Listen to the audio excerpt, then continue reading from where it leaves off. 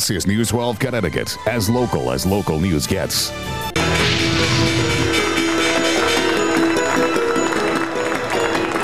Well, in many ways, 1990 to 1991 was much like today. Bush was in the White House, our troops were in the Persian Gulf, and the country was in a recession. Well, here to compare the economic slowdown of today to the recession of the 90s is Vince Woodward. Mr. Woodward is the chief economist for People's United Bank, headquarters in Bridgeport. Nice to have you on the program. Thank you, Becky. Yeah, as I was doing a little homework for this interview, kind of forgot about the similarities. But compare the two for us. 91 recession versus, we can't even necessarily call this a recession right now, but certainly a slowdown. I would categorize this as a phony recession at the moment.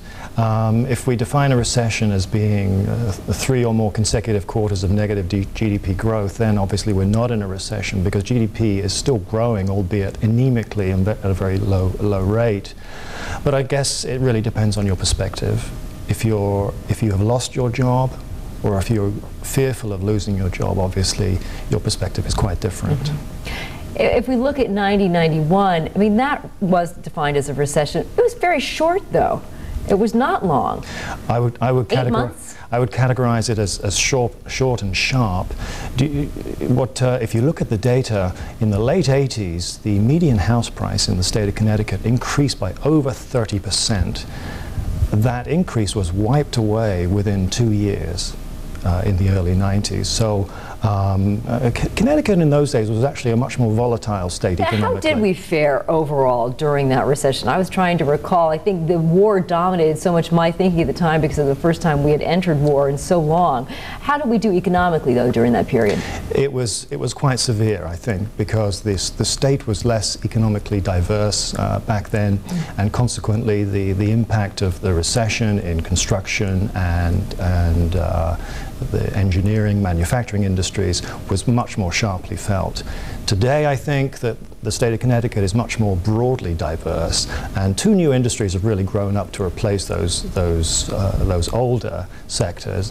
And I'm talking about healthcare and education, and I'm talking about leisure and hospitality.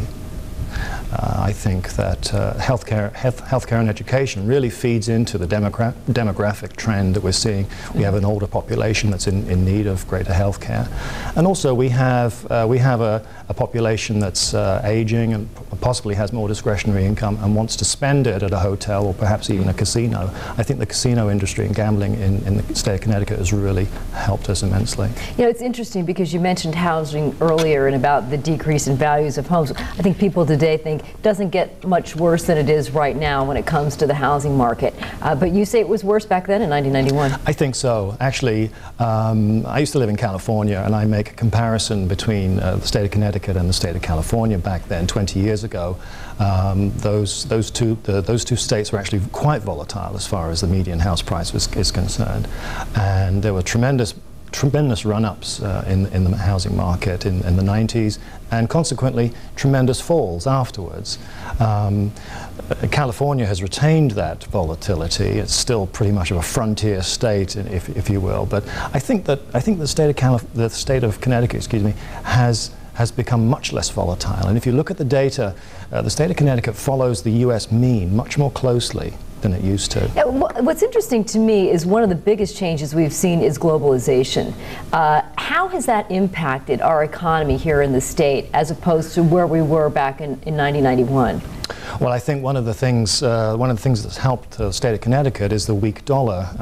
Paradoxically, the dollar has been getting creamed on international exchanges the last couple of years. It's improved the last few days against the euro and sterling, but nevertheless, it's been at all-time lows. This has helped us immensely because obviously it's made our exports much cheaper to foreign buyers, and our main trading partners are obviously Canada and Europe, and that's helped us tremendously.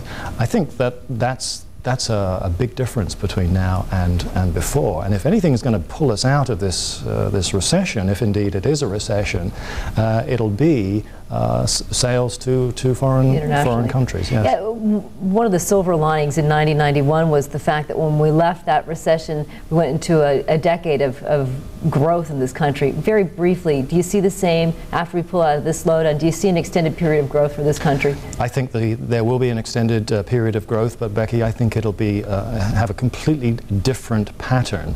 I think the growth will be much more global. I think that we will see a growth in the East, Southeast Asia, and perhaps even a migration of financial hegemony from the West to the East. All right, Vince, good to have you on the program. Vince Woodward. Pleasure. Thank you for having me. From People's United Bank. And that's all for this week. We'll see you next week on 12 on the Money. I'm Rebecca Saran.